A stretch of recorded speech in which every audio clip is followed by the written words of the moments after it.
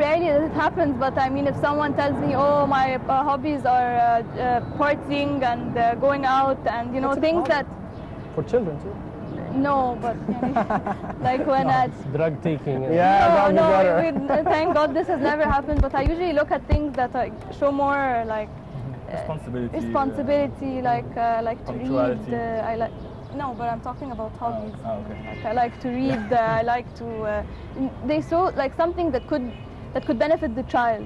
You know, I have certain hobbies. I like to paint. I like to draw things that they might actually use, and working with the child, playing an instrument, things like that. And how do you fight this? You know, this hard moment where you, with the baby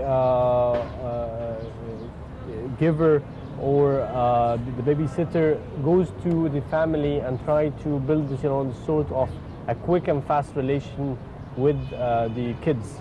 So this is something that's very difficult, because usually leaving this guy at home and moving there might be happening a lot of disturbances within the kids. And this is an ethical dilemma. Of course, Salma covers this part in the curriculum, in the training. I usually recommend that the first time the child is with the caregiver, that the parents are there. It's important for the parents to see how the child and the caregiver interact. And I also tell them that they have to sit with the parent and try to understand how the parent, like what are the rules of the home? What does the parent want? Some parents, for example, do not like the child to watch TV, or they say, you know, maximum of half an hour. Some parents say they don't have a problem. It's important for the caregiver to try and work with the child the same way the parents would, or the family system. You know, every family has certain rules, a certain lifestyle. So we've spoken about the company. What about this prize? You didn't tell us more about it. The CEO, so you take the honor. Okay, this is a recognition from Injaz and Nile and Americana, of course, that Cairo Sitters as a startup has great potential to succeed, and I personally, I think Salma would agree, we're very proud of having this prize, and of course, not to forget the financial part. We got a grant from Americana to start expanding, whether hiring more staff, employees, not caregivers, employees to handle bigger capacity, or try our luck in other Arab cities, hopefully very soon. We wish you the best of luck, and finally we'd like to thank you very much, Hussam and Salma, for being here with us. It has been a great pleasure, and wish you the best of luck in your upcoming plans. Thank you very much. Thank you very much. Now let's move on for a short break and we'll return for more.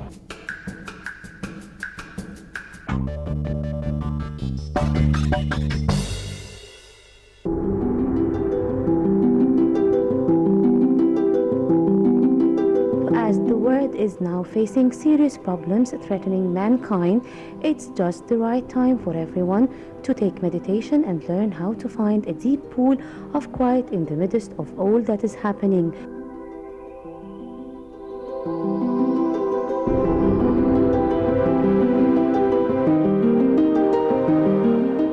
Actually, we gather here in the park maybe bi-weekly or maybe weekly. It depends on the schedule and my schedule. Actually, I give lectures here to the people about the health and wealth and how to be healthy. And today's lecture is from my friend Victor. I met him in Thailand from 4 years, and I invited him to come to Egypt and to give a lecture here and to the Egyptians. Actually, Victor was interested about the lymphatic system and how to increase the efficiency and of the lymphatic system, and how to take care of about our lymphatic system by food and exercises. So he was delivering the message today to the people how to take care of how they eat the food, how to take care of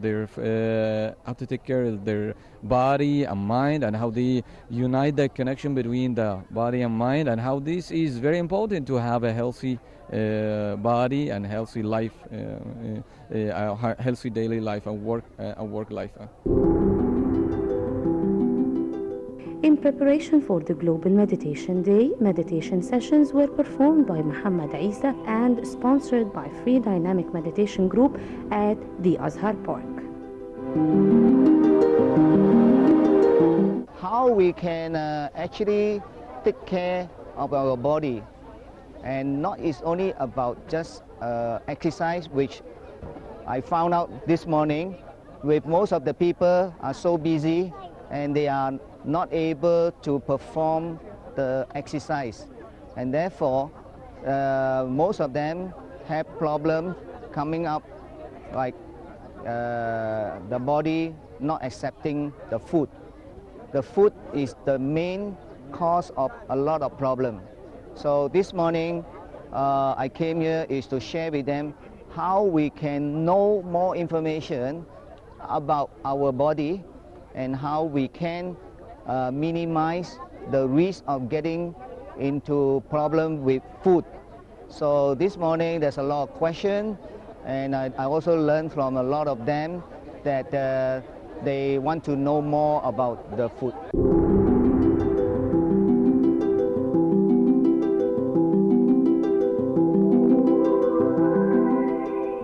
The International Day of Peace was established by the United Nations in 1981, encouraging individuals, organizations, and nations to create practical acts of peace on a shared day.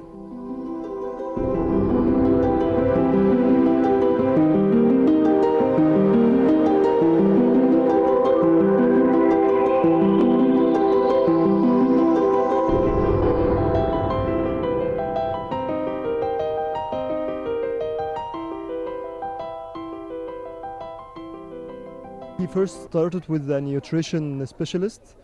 I believe this is the first time I hear about this information about how to manage my food and the process or the structure. He's telling that in the morning you have to eat masculine food or yan. This is about this is the food which give you power and energy for doing more activities. And afternoon you have to eat the other type of food which give you chlorophyll, to help you to clean your glands, your kidney and so forth.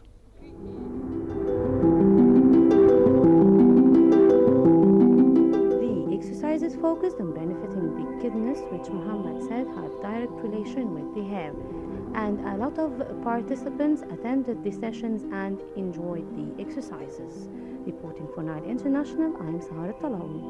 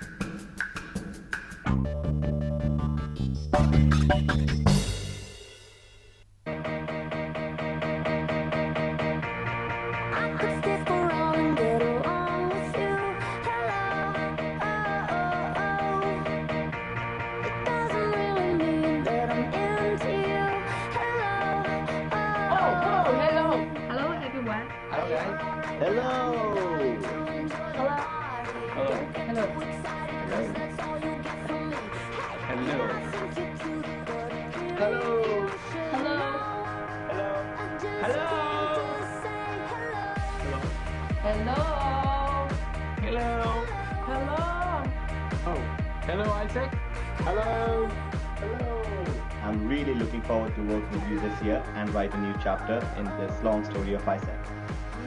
We're going to have an amazing year together. Hope to see you at IC in Russia. Are you ready for a sales revolution? Wish you the best, and always reach to us if you need anything, okay? Look forward to working with you. I'm looking forward to the amazing things we'll be doing together this year. With passion and commitment, we can get anywhere. Let's change the game together. I'm looking forward to finding new ways of reaching 2015 with each and every one of you. Very interesting how we can evolve our program further until 2015. Let's keep in touch. That we will have this journey together and will be something very successful which we will remember for our lifetime. And I'm really excited and looking forward to work with all of you.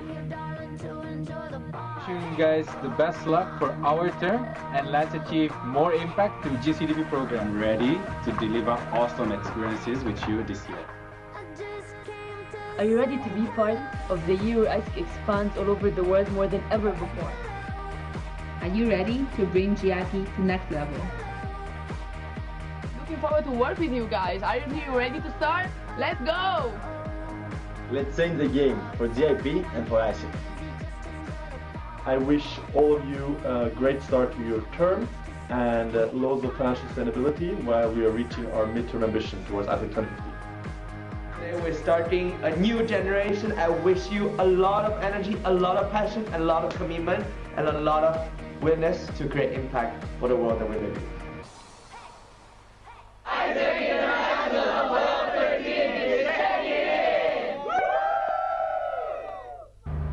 Welcome back, you're still watching Nile Cruise. Now moving on to another topic, and we'll be speaking now about an event that's going to be, for the very first time, to be held in Egypt, in Sharm el-Sheikh, and it's organized by the ISIC International Congress for Youth.